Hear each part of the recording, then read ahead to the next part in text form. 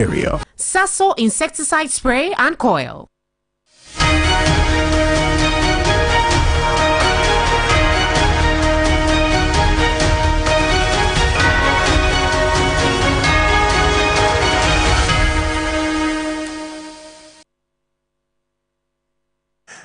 It's another night. Good evening. Welcome. This is Ghana Tonight. We're live from news about Desa Kanda. Also live on TV3 Ghana on Facebook and DSTV channel 279.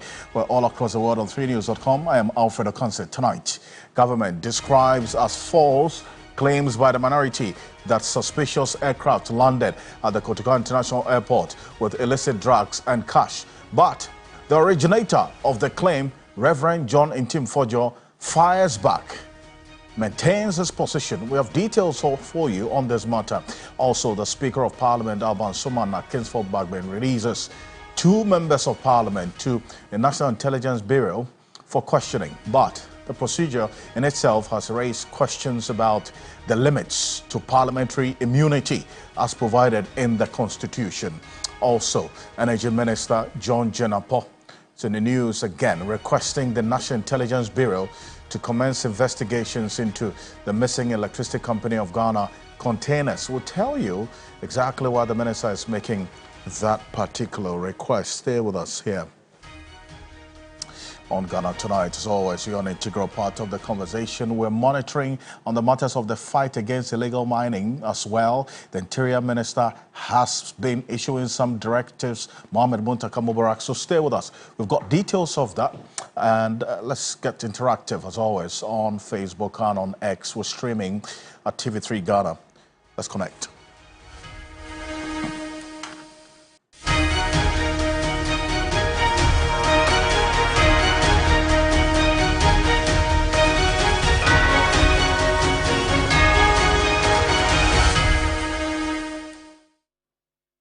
Oh, there's a petition to the president as well to have the Auditor General removed.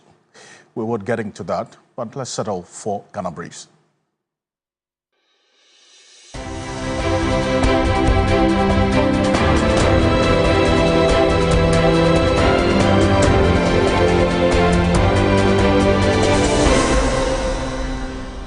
The Speaker of Parliament, Alban Bagbin, has approved the release of 2 members of Parliament to the National Intelligence Bureau, NIB, for questioning. They are Kwame Asare-Obeng, also known as A+, MP for Gomoa Central, and Mustafa Yusuf, MP for Yagaba Kubori. A letter from the Clerk of Parliament directed both MPs to appear before the NIB in Parliament on Monday, April 7, accompanied by their lawyers.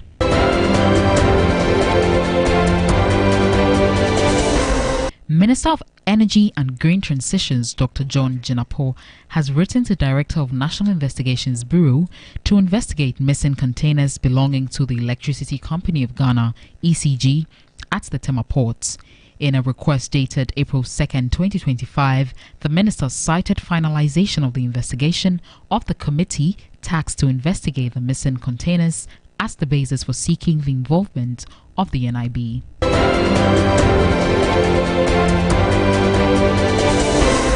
The Minister for Lands and Natural Resources, Emmanuel Amakofi-Boa, says more stringent regulations and measures are going to be enforced to tackle the menace of illegal mining.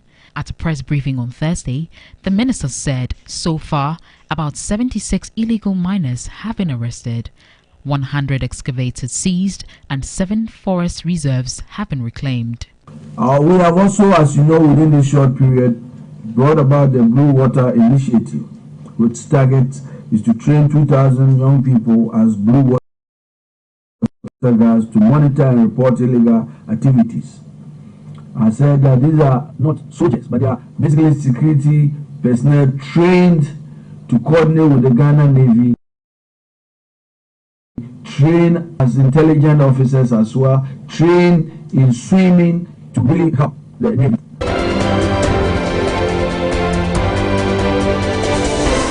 The Minister of Interior, Alhaji Muntaka Mohamed Mubarak, has underscored the need for stricter regulations in the private security industry and proposed new immigration policies to generate revenue for Ghana. He made these remarks during a meeting with Christian community leaders in Kumasi as part of his 2-day working tour and stakeholder engagements. I realized upon assumption as minister that they employ over 500,000 Ghanaians, and we license them. The people they use, we call them mangas. All you do is that you pay money to private sector to provide services to the church, and they simply bring an arm robber to come and be at your gate, who will now tell his friends what time the church closes, what the church has. So you see that you have private security person at your gate. Meanwhile, every day they are stealing your items. Apparently, the person is the one who is aiding and showing them what you have and what you don't have. We need to streamline this so that at the touch of a button, we can tell this person is certified, he is qualified to be a man guard.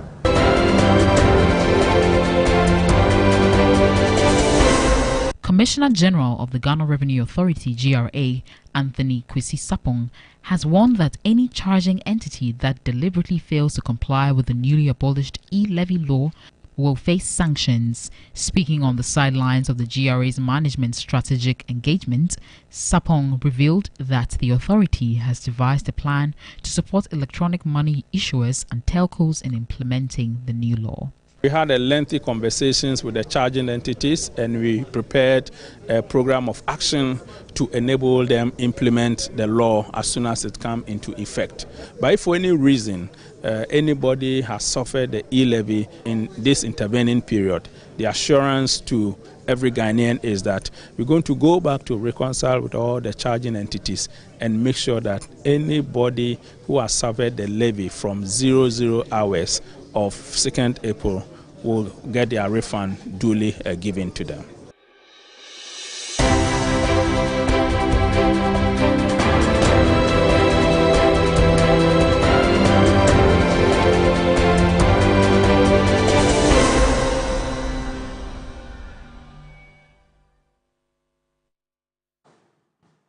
It's more news on 3news.com. Make some time and visit 3news.com. This is Ghana Tonight.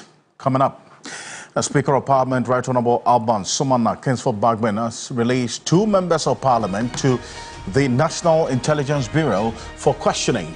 But the procedure in itself has raised questions about the limits to parliamentary immunity as provided in the 1992 Constitution. That's the fundamental question on the minds of many who saw this letter from the Speaker of Parliament earlier today. We have a copy of that letter.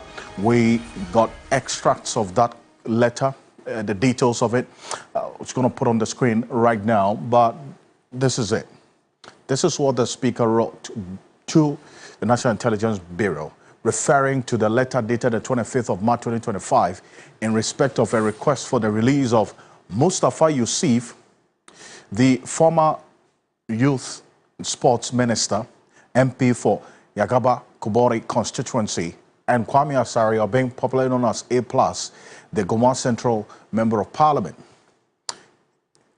The Speaker says, quote, "I am directed by the Right Honourable Speaker to inform you that having regard to the limitation of Article 117 and 118 of the 1992 Constitution of the Republic of Ghana, the existing protocols established with the security and intelligence agencies and also the public interest, Parliament in principle agrees to the request in the above matter." So take note of the 2 articles that this letter from the Speaker references, Article 117 and 118. We'll come back to that. According to the Right Honourable Speaker, he has directed the honourable members to make themselves available for the preliminary interaction with your officials, that's the NIB, National Intelligence Bureau officials, in Parliament on Monday, the 7th of April 2025 at 10 a.m. at the Sir Emmanuel Charles Quiz Conference Room at the office of the Speaker of Parliament. The honourable members will be requested to have their lawyers present at the interaction, and indeed they've given the official contacts of the legal services to the National Intelligence Bureau, and this letter was signed by the Clerk to Parliament, Ebenezer Ahoma Jetro there. And as a matter of fact, when this letter became public, a number of things really came up. Now, you take notice of the two specific articles that this letter references, 117, 118. And we put out Article 117 so you understand why this has even found itself in the Speaker's letter. This is it. Immunity from service of process and arrest. I'm going to put it on the screen right, and you follow us closely. The civil or criminal process coming from any court or place out of Parliament shall not be served on or executed in relation to the Speaker or a member or the clerk to Parliament while he is on his way to, attending at, or returning from any proceedings of Parliament. And then you ask the question, Parliament is on recess, so then how would this apply? We're going to find out from a lawyer shortly. This essentially is what 117 says, that civil or criminal processes coming from any court or place, in this case coming from the National Intelligence Bureau, it's outside of Parliament, shall not be served on or executed in relation to the Speaker, that's number one, or a member of Parliament, number two, or the clerk to Parliament, while he is on his way to, attending at, or returning from any proceedings of Parliament. This same provision in the Constitution finds some semblance in the Standing Orders of Parliament, and this is it. This is what the Standing Orders of Parliament says, and specifically indicates what exactly the processes should be. The Order 24 of Parliament's Standing Orders, this is it. A civil or criminal process coming from any court or place out of Parliament shall not be served on or executed in relation to the Speaker of Parliament or member or the clerk to Parliament while the Speaker, member or the clerk is on the way to, attending at, or returning from any proceedings of Parliament. So taking this into consideration, then you marry that with what the Speaker has done right now. The Speaker, although gives that access to the National Intelligence Bureau to meet these members of Parliament, it is with a qualification that it must be within the presence of Parliament and then also in the presence of the lawyers of these members of Parliament. Martin Kpebu is private legal practitioner. He's joining us on Zoom right now for a conversation on this. Martin Kpebu, good evening. Thank you very much for joining us here on Ghana Tonight. Good evening, Mr. Ocansey.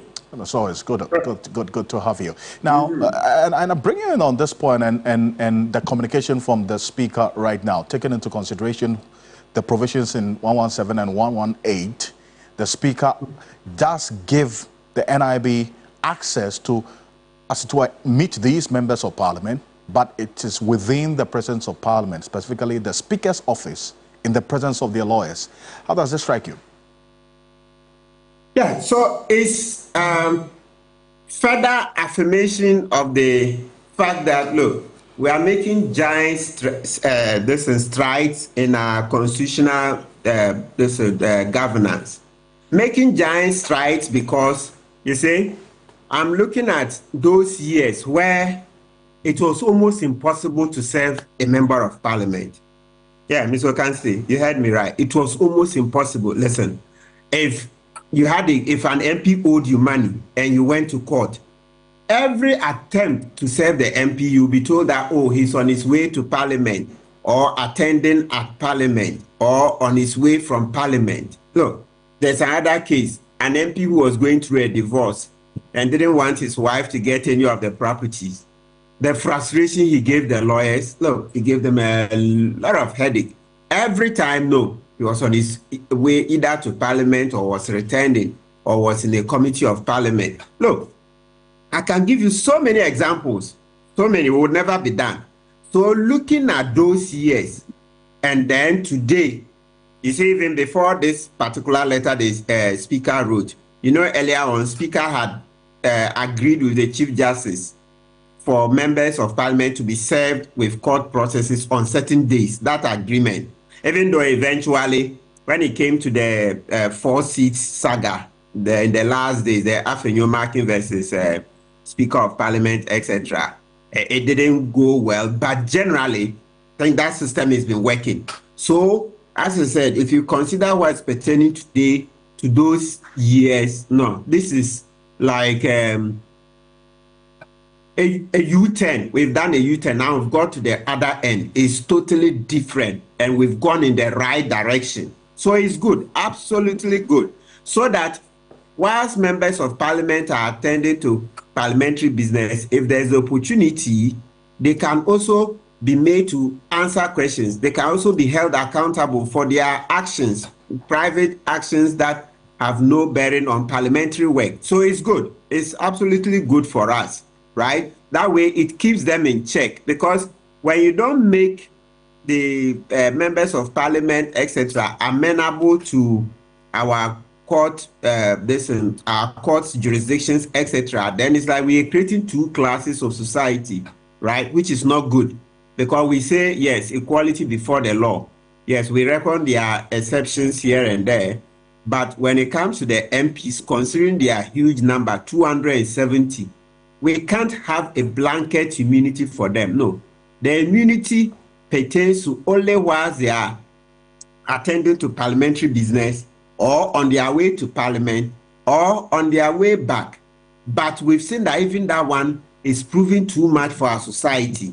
So the speaker had to agree to cut down and to say that, look, even when parliament is in session, you can serve members of parliament on certain days, which is good. And now the speaker is giving permission for A+ and another MP to attend upon our investigative bodies, which is also a huge step forward. So it's good. But then again, question is, I mean, the MPs, in fact, Parliament is on recess. So just for the understanding of one watching us right now, Article 117 is quite clear as to where the immunity applies. As Parliament is on recess now, do they necessarily have to be met in Parliament and at the permission of the Speaker?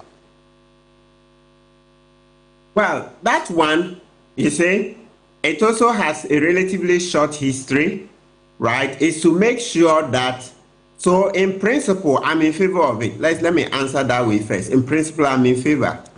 Now, the reason I'm in favor is that, look, let's say if you went to BNI, typically, and not only BNI, even police stations, and then, you know, sometimes when they find that arresting you would make them look, like we say in Ghanaian English, some way, there are other forms of arrest. Something like once you arrive there, they are not going to attend to you immediately. Sometimes you can sit for hours, 4 hours, 5 hours before the meeting would start. So you see, and once you've gone in there, you are not able to leave. So you see those kind of indirect forms of arrest happen. But when it's done at the in the presence of Parliament, generally, well, I know they can also find ways of still delaying. But generally, I think the incentive to keep the MP waiting and so indirectly arresting the MP is curtailed, because that officer leaves his office and comes to the Parliament. If he doesn't want to do the business quickly and go, it means that he rather would also have his own business stalling, the investigator. But let's say if it were in the NIB premises, they can leave you waiting and be doing other stuff for hours. Then when they are ready, they would come attend to you. But generally in the speakers, in the quiz conference room, the scope or the opportunity to do those things are drastically reduced. So there's that efficiency. And it's good with comment about this indirect form of arrest. The police use it a lot. Where, look, and when you are with lawyer, so you be there with your lawyer 5, 6 hours, they've not attended to you. It's an indirect form of arrest.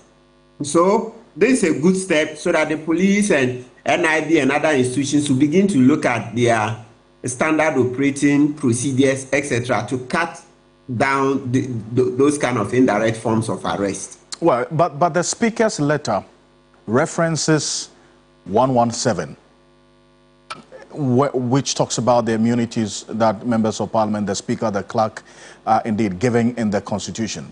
But the point is, this specific provision, Council, refers specifically to when members of Parliament, the Clerk or the Speaker, are on their way to attending at or returning from any proceedings of Parliament. And I'm saying that Parliament is on recess now.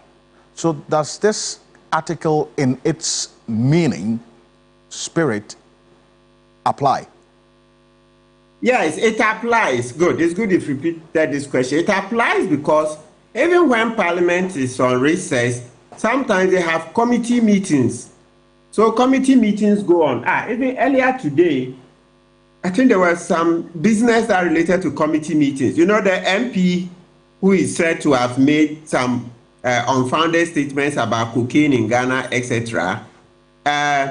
Petition, for lack of a better word, the chairman of the committee, the Interior Committee, yes. James Agalga, etc. Precisely. And they did business. So because I heard in the news that Agalga had to respond and no, since... exactly. So you see that they're on recess, but committee business goes on. So generally, whilst they're on recess, they are allowed to do committee business. Well, but that said, now fundamental question is whether or not the location of this meeting actually matters, especially looking at the scheme of things. That you make reference to the fact that yes, there's parliamentary proceedings, but then again, the meeting aspect, the communication by the speaker is just within the speaker's office. How about that? The meeting, sorry, maybe I lost the drift of the question. The meeting is in the speaker's office, the yes. Emmanuel Chris conference room. Precisely. Yes, and I'm sure I support it. I'm not sure, maybe I didn't get the question right. Well, but why should the speaker be seen to be regulating the venue of this particular meeting? That's another question that has come up in the details of this letter. Yeah, so let's repeat. Like, as I've told you, from a practical point of view, right, in practice, I told you that if you went to NIB or even police, CID headquarters, etc., because it's their office, generally they are in charge. And so there will be some strictures, ways and means they can use to delay you hours. Nobody will put handcuffs on your wrist so that you see that you've been arrested. No, nobody's going to put a handcuff. But they will use delay tactics. Let me speak Ghanaian English. Sir, it will be very clear to you after a few hours that they've indirectly arrested you. But there's no handcuff. No. But at that time, you are also not able to go. Because the moment you tell them that you want to leave, then they will tell you, oh, we are coming. Then somebody will go into a room, come back. Oh, is this boss who is coming? Give another 30 minutes. This. Look, they have various things they can do and to delay you on end. But when it happens in the Parliament, this Emmanuel Chris conference room in the Parliament, it helps to avoid those. Look, Mr. Ocansey, you see, as I said, for me, the main thing we should celebrate is the fact that MPs can be made available so that they can be held accountable. Compared to yesteryears, those days where it was almost blanket, anything the MP, oh, I'm on my way to Parliament. Even when Parliament was on recess, oh, there's a committee meeting, and there's that, and there's this. Look, so as I said, from experience, this is a vast improvement. But subsequently, if we're able to cure the mischief that the investigative body, some of them do have when you go to their offices, where they're able to arrest you indirectly, sure, this one wouldn't be a problem. Okay? Right. Counsel, appreciate your time, and I thank you. Thank you very much for joining us here on Ghana Tonight, as always.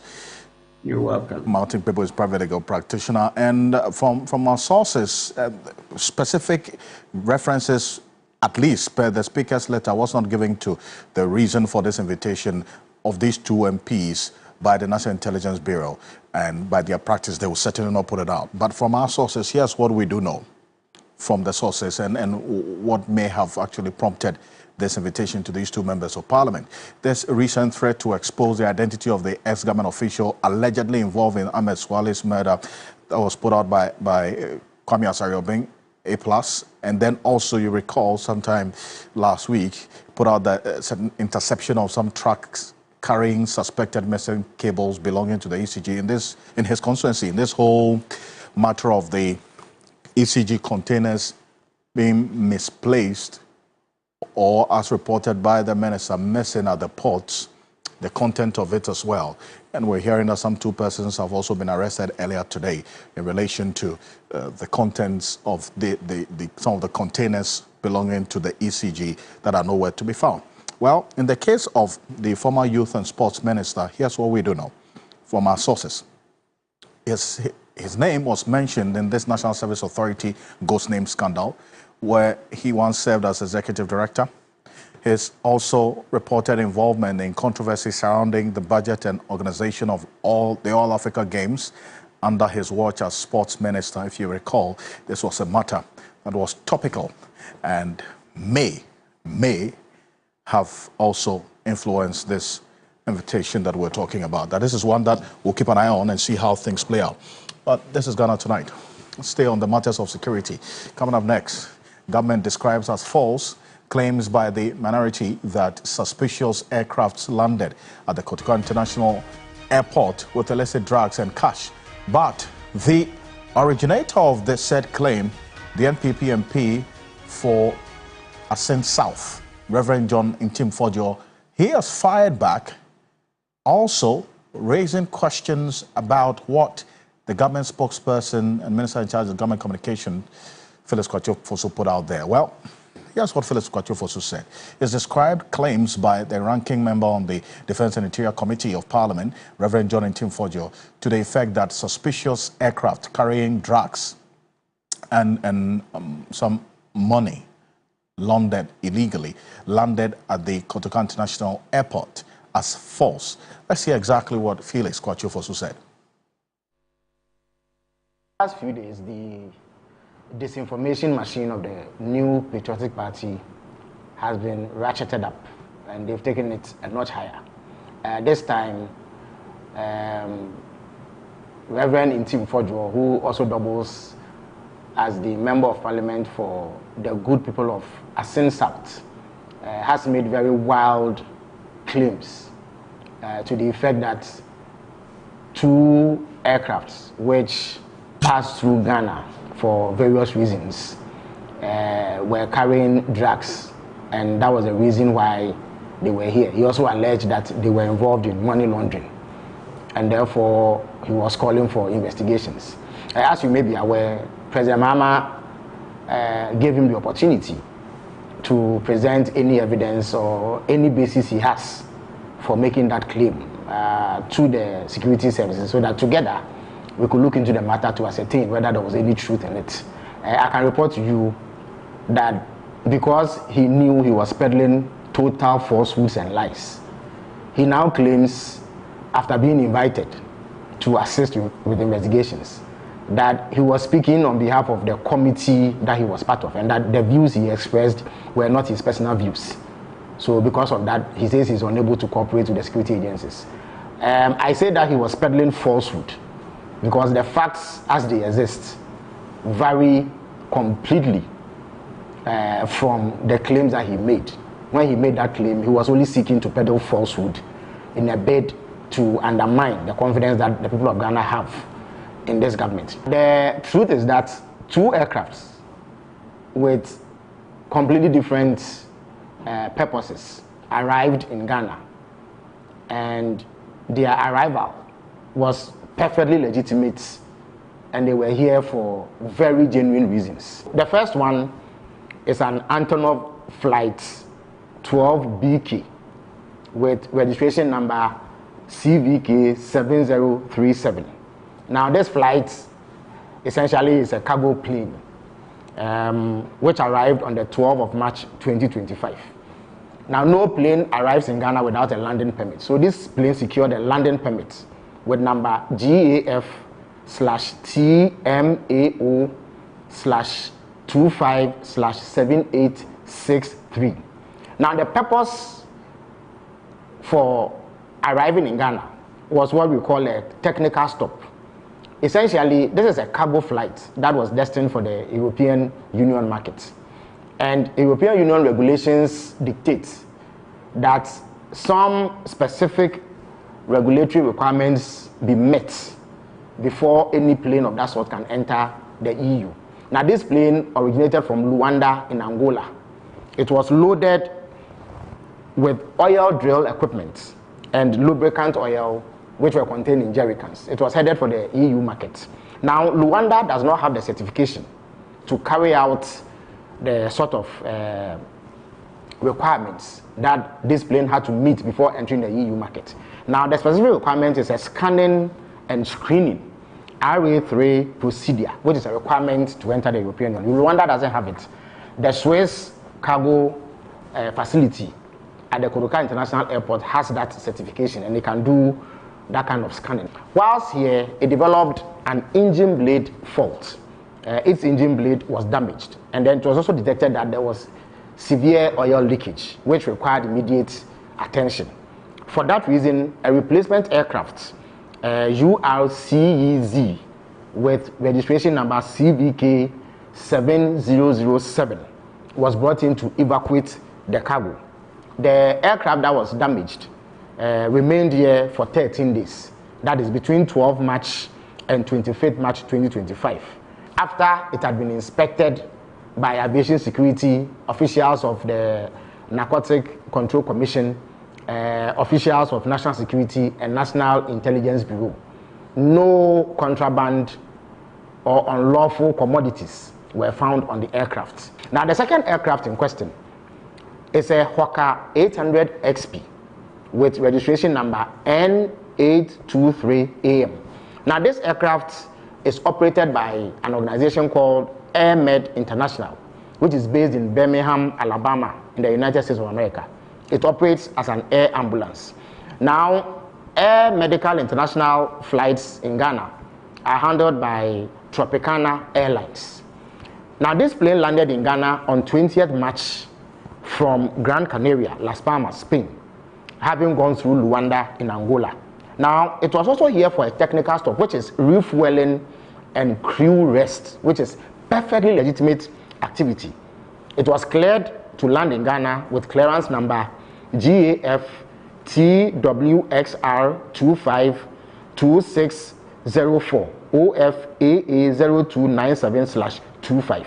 Now, whilst it was landing in Ghana, it developed a tire burst and some difficulty with its landing gear, and therefore needed to remain here to be serviced. So another aircraft with registration number N864 arrived on 22nd March with tires and flight engineers from Luanda to replace the damaged tires of the aircraft. Now, once this was fixed, it departed the Kotoka International Airport on 25th March. The aircraft was once again inspected by officials of aviation security, officials of national security, officials of the National Intelligence Bureau, and NACOC, who made sure that it did not contain any unlawful substances, as alleged by Reverend Intim Fodjo. Well, that's the Minister in charge of Government Communications, Phyllis Kwachofosu, the Abrasebo Kwamankese Member of Parliament there. Now, prior to this video that he did, you can find on his X page, the Member of Parliament in question, I'm talking about the Asin South MP, Reverend Intim Fodjo, had written requesting a meeting that's with the Defense Area Committee of Parliament and the various security agencies involved, the CID, the National Intelligence Bureau, National Security. And then there was a response from the chair of that Interior and Defense Committee, James Agalga, as well, indicating that really that 7th April meeting that they were asking for was one that was subject to some sort of process. But after this meeting, in fact, there was also this video that you just saw. After the video was put out, this is the response that Reverend Intim Fodjo has put out, responding to what you just saw from Phyllis Kwachofosu. He says, quote, Phyllis Kwachofosu lied when he claimed, "I have been invited by security agencies and failed to attend upon their invitation. No security or intelligence agency has ever invited me to assist them with any information. I dare Kwachofosu to produce a copy of such invitation. I'm still waiting on them to collaborate with me in Parliament to undertake President Mohammed's directive, if the directive was not mere rhetoric. When I wrote to call for joint security briefing, which would have afforded the security and intelligence agencies the opportunity to collaborate with me and to share further information with them, and receive their updates on investigations conducted into the specific cases, NDC Parliamentary Caucus and the government blocked the briefing and shielded the security and intelligence agencies from accountability and deny them the opportunity to collaborate with me. What are they hiding? That's a question he asked. Whereas Kwachio Fosu confirmed my claims of the entry and departure of the 2 suspicious flights as true, the reasons provided by Kwachio Fosu in respect of their purpose of entry are incoherent, questionable, and cannot be taken seriously. The government has since failed to provide responses to the status of the 12 containers filled with gold and currencies confiscated by the National Security on February 9.5. The government has also failed to provide responses on the status of investigations made into the high-profile cocaine bust totaling some $500 million that was put out last week. In view of the above and the disingenuous response from government spokesperson, they are bent on, in his view, hiding information and evading accountability. That's Reverend Tim Forgeorge. They're still standing by that position. Yes, we are bringing Richard Komado as a security analyst, formerly an operative of the BNI, Bureau of National Investigation, which is now the National Intelligence Bureau. And Mr. Komado, thank you for joining us. I mean, this is politics and security all mixed together and playing out this way. How does all of these developments, as we are seeing today, get to you? No, you wouldn't get to the bottom of it. I can understand the response from Felix Ofosu-Kwakye because the man who made a claim is a politician, and it will take another politician to come and respond. Considering the fact that the president's response said categorically that the security agency should collaborate with him, that particular line in the statement wasn't necessary. That is to go with. Do you know why? Once the member of parliament made a claim and the president asked the BNI in particular to get involved, what they would do is 3 things. They will verify to confirm the claim. They will ascertain the truthfulness of what he's saying, and they will authenticate the genuineness of what he's saying. Everything my brother Felix Ofosu-Kwakye has said tonight is as a result of what the BNI has done, the 3 processes they have gone through. Remember, when you are talking about Kotoka International Airport, then you are talking about an airport that is manned by aviation with their security. You are talking of Bureau of National Investigation officers there. You are talking about officers from the National Security Secretariat. We are talking about customs, and predominantly you are talking about immigration. Whatever Owosu-Forjo was asking to be confirmed can be done within the split of a second without involvement of the man. But because they give him credence that they should collaborate with him, today he is claiming that he's the main man and he has all the information and everything the security agencies will have to do, he has to be involved. But Alfred, I can tell you competently that if the president did not say they should collaborate with him, what the BNI does is that they don't care whoever is putting out information there, whether it is the truth, whether it's a gossip, whether it's a rumor, they will get into action, they will verify to confirm, they will ascertain the truthfulness of it, and they will authenticate the genuineness of it. Once they have done this, which the Immigration Intelligence Service can also do, the Aviation Security Intelligence Department can do, the National Security Secretariat investigators can also do the same thing. Without the involvement of the man, the police can do the same thing. Once they have done that, then it gives them a broader idea of what has happened, whether there has been an aircraft that has landed, whether those cargoes the man is claiming were on board, whether they pick it up, who pick it up, where it is not, or it is a total lie, as Felix is saying tonight. So that is what it is. The only reason why the MP is still dominating the space is that they asked him to be collaborating with the security agencies. And Alfred, I can tell you, for many years, I have always maintained that politics and security do not go together. And this is going to be a long run for NDC and NPP in the public space, and the public will never get to the truth of the whole matter. Well, before he was even, the president asked that he collaborates with the security. He had addressed a press conference on behalf of the Defense and Interior Committee, the NPP caucus on that committee. Even before he addressed that press conference, this news of these two suspicious aircraft landing in Ghana was making the rounds on social media a little over a week or so ago. So now the question that some are asking is, this clarity or this information coming from Felix Kwatshofo, so couldn't it have come earlier? Maybe the timing as well could be considered, is it not? Then it would not be as though it is a direct response to what you describe as a political angle. Definitely, I agree with you. Felix Ocansey government communication could have come up with the same fact, because it wouldn't take a week or 3 days to confirm exactly what I'm telling you. Has this flight landed? We are talking about Kotoka International Airport that is well managed by the whole category of security officers, including aviation itself. And before you land in Ghana, aviation is one of the places you have to take permission from. Why you are here, what you are here to do, what is on board, and you still have people on the ground to make sure that they inspect the flight and confirm many of the things my brother Felix Ocansey has said. So I can agree with you.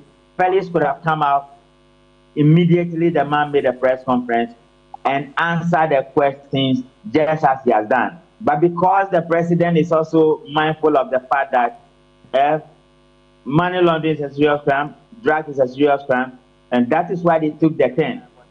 I would want to suggestively recommend that by the end of April and by the middle of May, government posture and government communication will have to change with the trend we have seen so far. Other than that, the NPP guys who has a strategy of dragging them to the mud, they will always put up something out there, and it will be government who will be chasing them to respond, and that may create problem for them. Once issues come up, the ones government would need to respond, they would immediately will have to respond. Those ones that goes to the BNI, you realize that we also have another platform where the Attorney General has created a niche for himself by engaging the public with the pattern he has created. Those investigations, the investigating bodies will not necessarily come out to hold a press conference. It will go to the Attorney General. But where government machinery can still engage these bodies behind the scenes to put up the actual facts as Felix has done tonight, they should exploit that. Other than that, it's going to be a steeplechase, and they will be struggling to catch up with an opposition party who want to drag them to the mud. And that is what it is.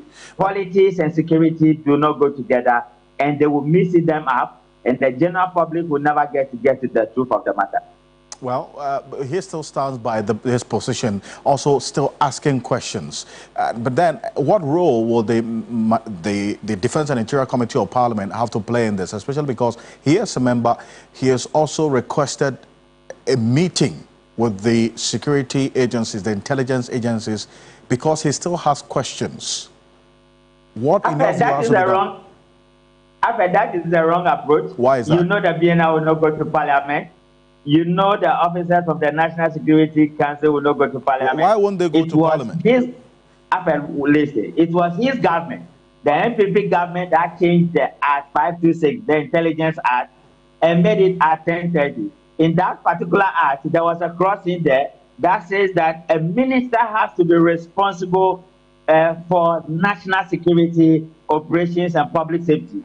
NPP will always want to establish a Ministry of National Security. It was Francis Opoku, President Kufuor, who did that. He was both a National Security Coordinator and a minister. There was no ministry. When President Kufuor came, they actually established a ministry. The NDC approach has always been that let's have a National Security Coordinator and a National Security Advisor. And Totobi Kwachi did that. And this particular government, Prosper Bani is a national security advisor. So what President Mahama did is to assign that responsibility to the Minister of Interior. And I've made this point over and over again. If he files a question in Parliament, or what he's demanding It will not be the director of BNI to go there. They don't have that time to be speaking to politicians, where we know that politics and political actors are the #1 threat to democracy, and their actions and inactions have the ability to destabilize the state. So what you do is that it is the Interior Minister who goes to Parliament and answers some of these questions he's asking. And so he's even making the wrong call, and he's asking the wrong people to come. And I think he's becoming, he is carrying himself. What I suspect is that if he doesn't match it well, and he runs with the trend he's running, asking more public attention from the area of the BNI and the officers of National Security Secretariat, they may take a turn, and the element of surprise may catch him up, because he knows that being part of the Defense and Interior and Intelligence Committee, they swear an oath of secrecy and confidentiality. And he is also briefed that that is the only committee in Parliament that takes this particular oath. There's a reason for that. And to that regard, he is also aware that he cannot drag the director of BNI to Parliament or the National Security Coordinator to Parliament. It will be the Minister of Interior.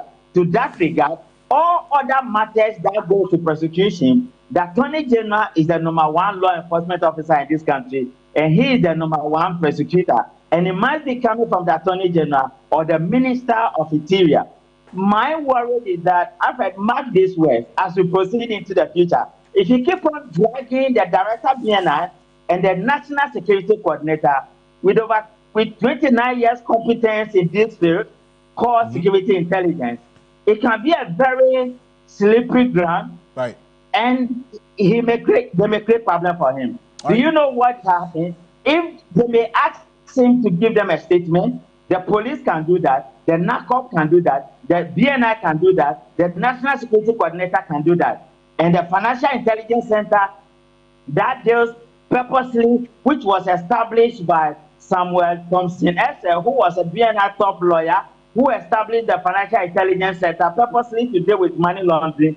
They may ask him for a statement. Then Yoko may also ask him for a statement. After, by the time they take him through about 6 or 7 of these institutions, he might be running out of gas. Right. And my big brothers in the MPP, who have worked with the Intelligence Center, who draft that particular act, I think they will need to have a conversation with him. But knowing what I know from my little village, if he continue in this party, he might be running out of gas. I would suggest that his question should always go to the Minister of Interior or the Attorney General. And these are politicians who will come to the fore to address many of these things. But I always insisted politicians must lead the space when it comes to security intelligence and security, because they themselves are a major threat to democracy, and they can destabilize the state if we allow them. Well, we'll see how the coming days will look like on this matter. But thank you. Thank you as always. Thank you for joining. Thank you, Alfred. I'm grateful. Richard Kumado is former operative of the Bureau of National Investigations, BNI, now National Intelligence Bureau. Well, we're back after this quick break.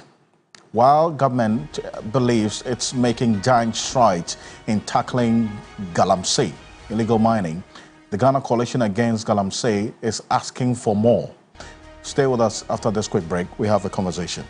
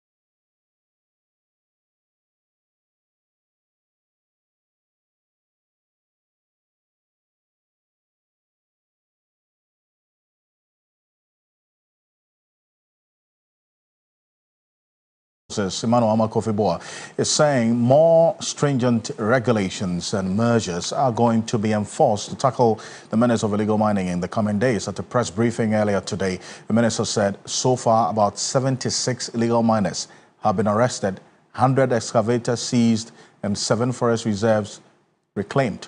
Take a look.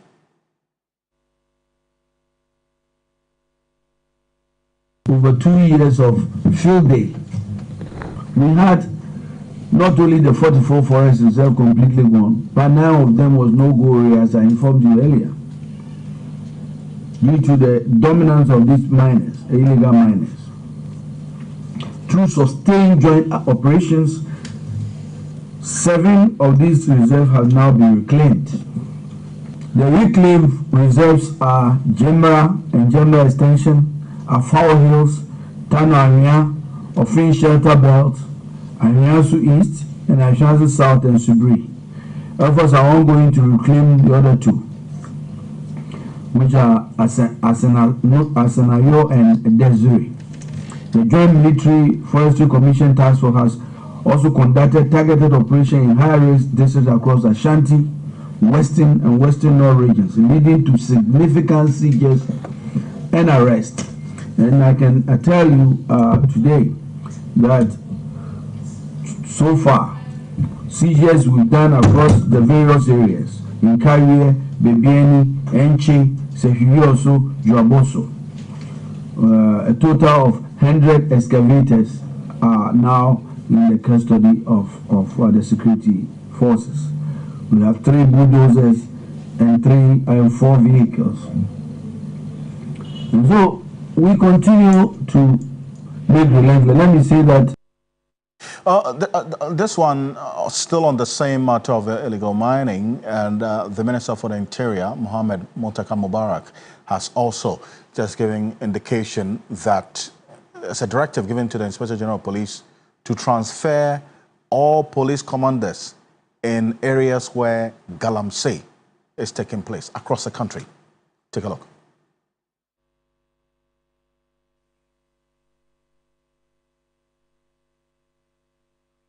Organization, what we call private security. Apparently, I realized upon assumption as minister.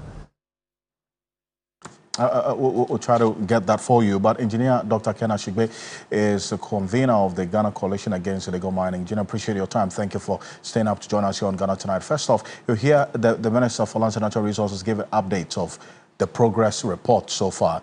And then what we're hearing from the Interior Minister as well, this directive that you propose that be done, just transfer police commanders in these galamsey-prone areas because you suspected that they have been compromised. How does all of this get to you? Well, you see, the minister just keeps on reinforcing the views I have of him that he's very well-intentioned, his heart is in the right place.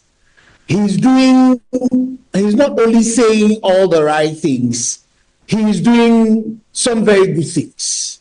And so in terms of the things he said, in terms of describing aptly the people involved in this galamsey as terrorists, very, very positive things.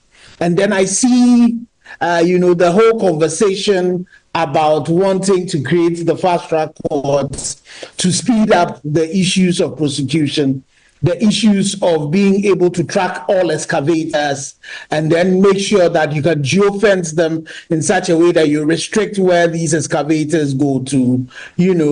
Those are positive. Then I hear the Minister of Interior talk about the fact that police commanders in these mining areas are going to be transferred, and those who are going to come are going to be given 3 months probation.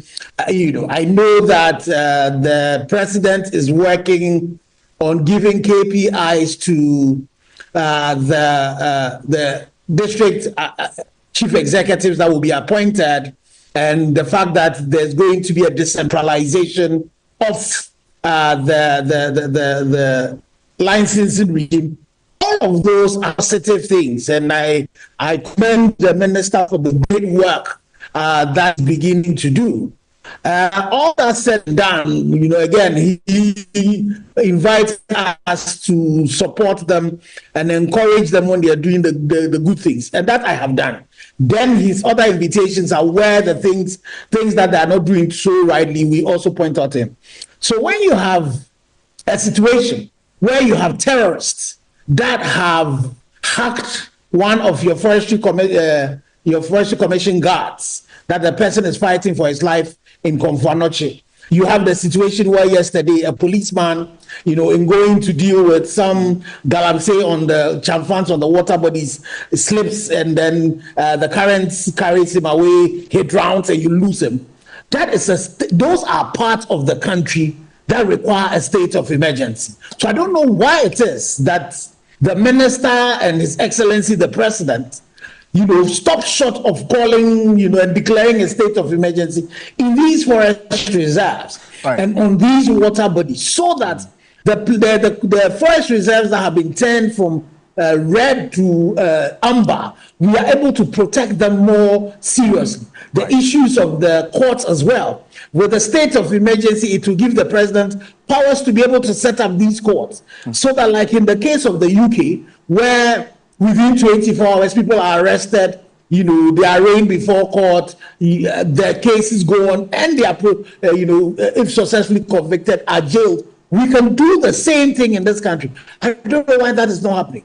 I don't also know that the minister and then the president, this is not the minister for lands, but the minister for environment, and then the attorney general, and by extension, the president. Okay, Engineer, there's a little connection problem, but the point you make essentially is that yes, progress has been made, but then again, the demand for the repeal of LI 2462 and also the demand for the declaration of state of emergency in these areas Galamsey is taking place is non-negotiable. You want it done, correct?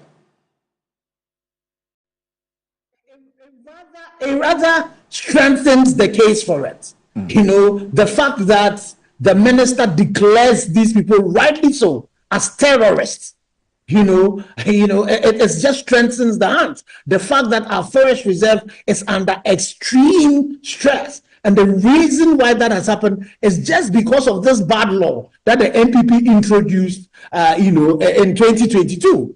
That has now brought, so much attention, and now it is not small-scale artisanal, miners who will go with a pickaxe and shovel, but it's excavators, 40-something excavators, 100 excavators that have been seized in the forest reserve. It just tells you that law that we want to amend has just exposed all our forests and the devastation that we are taking. If we are not too careful, in the next 5 years, we'll not have any forest cover at all in this country. All right. And Dr. Ken, actually, I appreciate you. Your point is well made. I do apologize for that hitch in the connection to him. But thank you so much. The point really well made there. But before we go, we just got notice as well of a petition by ASEPA. They have just also sent a petition to President John Mahama for the removal of the Auditor General from office. This is the information we're getting right now. ASEPA has today officially petitioned President John Dramani Mahama to activate the constitutional process under Article 187(13) of the 1992 Constitution to begin the process for the immediate removal of the Auditor General, Johnson Ekwamu-Asiedu, from office for high crime, stated misbehavior, abuse of office, and constitutional violation. That's from the Alliance for Social Equity and Public Accountability, ASEPA. They go on to say the petition was filed this morning at the Presidency Jubilee House. Among the crimes, according to ASEPA, of the Auditor General and the evidences submitted to the Presidency include failure to comply with the directives of the Supreme Court, which constitutes high crime under Article 2.4 of the Constitution, conniving with the Audit Service Board to usurp the powers of Parliament in violation of Article 187, and then also unlawful retention of public funds in contravention of Section 17.2 of the Audit Service Act, and the abuse of discretionary powers and cover-up in contravention of Article 296 of the 1992 Constitution. So all of that, you'll find the details of it on 3news.com. make some time and visit 3news.com. There's more news on 3news.com, and then also pay attention to TV3 Ghana on Facebook and also on X and on YouTube.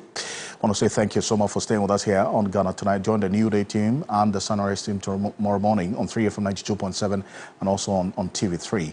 I am Alfred Ocansey on behalf of the rest of the team. Do have a good night. Ghana Tonight is brought to you by Flamingo Paint, superior durability.